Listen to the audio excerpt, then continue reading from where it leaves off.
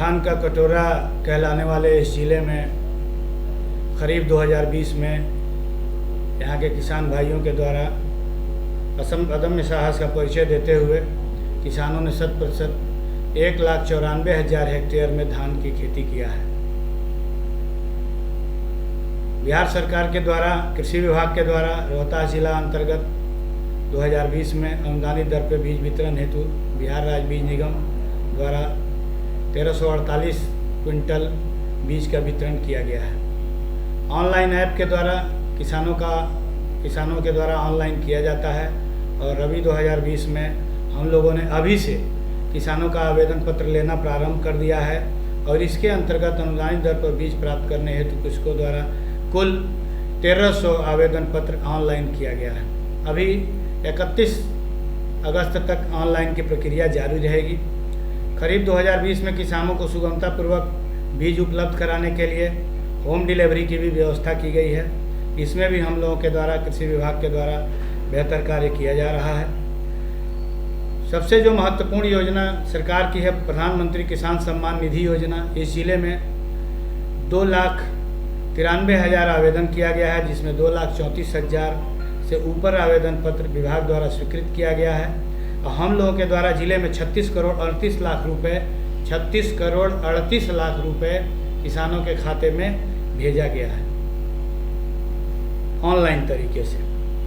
साथ ही संबंधित पंचायतों में सरकार के द्वारा विभिन्न समस्याओं के निवारण हेतु ग्राम पंचायत स्तर पर 246 पंचायत में कृषि कार्यालय खोलने की जो स्थापना किया गया है, उसमें सभी कृषि समन्वयक, प्रखंड कृषि पदाधिकारी, किसान सलाहकार का सभी का योगदान है और अभी कृषि समन्वयक और किसान सलाहकार हमारे ग्राम पंचायत के कार्यालयों में काम कर रहे हैं।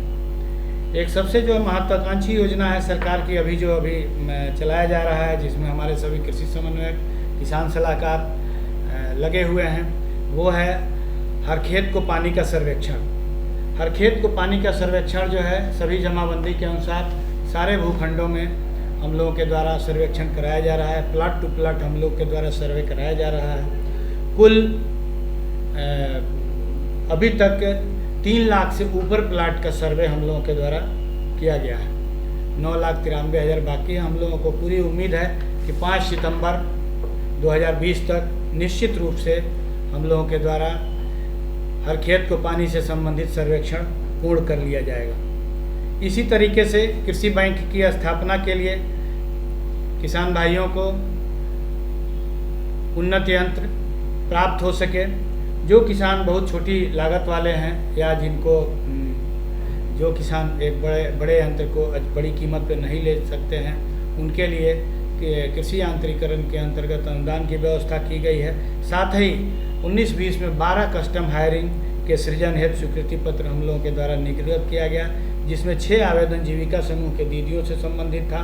इस योजना अंतर्गत कुल 56 लाख रुपए का भुगतान विभाग के द्वारा किया गया और सभी जीविका दीदियों के द्वारा जो भी ग्रुप समूह है उनके द्वारा यंत्र का क्रय किया गया।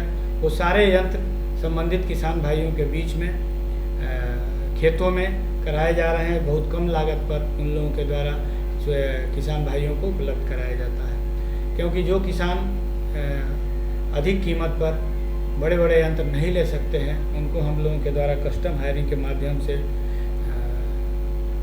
ग्रुप को उपलब्ध कराया जाता है, ताकि हमारे जो किसान भाई हैं, लघु सीमांत किसान भाई हैं, उनको सही समय पर सही चीज़ें प्राप्त हो सकें। सॉइल हेल्थ कार्ड के अंतर्गत हम लोगों के द्वारा सॉइल हेल्थ कार्ड उपलब्ध कराया जाता है। योजना के अंतर्गत 6,627 के लक्ष्य के विरुद्ध में 5,667 सॉइल हेल्थ कार्ड अभी तक हम लोगों के द्वारा किसानों को वितरित किया गया है, ताकि वो लोग संतुलित उर्वरक का प्रयोग कर सकें। इसी तरीके से 5,000 मशरूम किट, 600 मधुमक्खी बक्सा, 850 एकड़ में परंपरागत तरीके से सब्जी की खेती कराई जा रही है। आत्मा योजना के अंतर्गत जिला स्तर प्रशिक्षण, राज्य स्तर प्रशिक्षण, बाहर का प्रशिक्षण भी हम लोगों के द्वारा किसान भाइयों को कराया जाता है और साथ ही हम लोग एक्सपोजर विजिट के तहत उन्नतशील किसानों को, प्रगतिशील किसानों को और जो सुदूर गांव में रहने वाले लोग हैं, जो अपने पैसे से बाहर की जगहों पे जा करके उन्नत खेती की जानकारी नहीं ले सकते हैं, उनको एक्सपोजर विजिट के मामले से सरकार जो है आने जाने का व्यय, रहने का खर्च देते हुए उनको जो है परिभ्रमण कराया जाता है, ताकि उनका जो है मानसिक विकास हो सके और वो उन्नत किस्मों को अपना सकें और खेती कर सकें। जहाँ तक कोरोना संक्रमण की बात है तो पूरे विश्व में, पूरे देश में इसका प्रभाव रहा, लेकिन एक चीज़ बहुत ही मार्के की है, जो हमारे किसान भाइयों के ऊपर इसका कोई भी प्रतिकूल प्रभाव नहीं पड़ा। किसान भाइयों ने अपना रबी में भी काम किया, खरीफ में भी काम किया। इसका प्रभाव कृषि के ऊपर, बागवानी के ऊपर, पशुपालन के ऊपर नहीं पड़ा। बड़े बड़े महानगरों में पड़ा, शहरों में पड़ा। गांव के लोग, अब ये इसी का परिणाम रहा कि जो बड़े बड़े महानगरों के लोग थे वो गांव के तरफ पलायन होकर के आना शुरू कर दिया, क्योंकि जो कृषि है, बागवानी है, पशुपालन है, ये हमारा मूल आधार है, जन्म से लेकर के और मृत्यु तक। इसी आधार पर हमारी व्यवस्था कायम है। सारी बड़ी बड़ी फैक्ट्रियां बंद हो गई, सारे कारखाने बंद हो गए, बड़े बड़े उद्यम और बड़ी बड़ी दुकानें बंद हो गई, लेकिन किसान की दुकानें, किसान का जो खेती करने का तरीका है, किसान का जो भी कार्यक्रम है, उसमें कहीं कोई बदलाव नहीं आया। इसके लिए हम सभी किसान भाइयों को बहुत बहुत धन्यवाद देते हैं और हम उम्मीद करते हैं कि जो भी कृषि को बहुत छोटा समझते हैं वो कम से कम अपने दिमाग को थोड़ा बड़ा करें, ताकि कृषि को वो बड़ा समझ सकें। क्योंकि कृषि, पशुपालन और बागवानी, अगर ये 3 चीज़ें आपके पास जन्म से लेकर मृत्यु तक है तो आपको किसी चीज़ की चिंता करने की आवश्यकता नहीं है। हाँ, इसके ऊपर अगर कोई सर्विस करता है, व्यवसाय करता है, बड़े बड़े उद्यम करता है, कारखाने खोलता है, वो अलग है, लेकिन मेन आधार ये मनुष्य के साथ जुड़ा रहना चाहिए। और जिनके साथ ये चीज़ जुड़ी रहती है वो कभी बेरोजगार नहीं कहलाते, बेरोजगार नहीं होते। इन्हीं शब्दों के साथ आप सभी को बहुत बहुत धन्यवाद।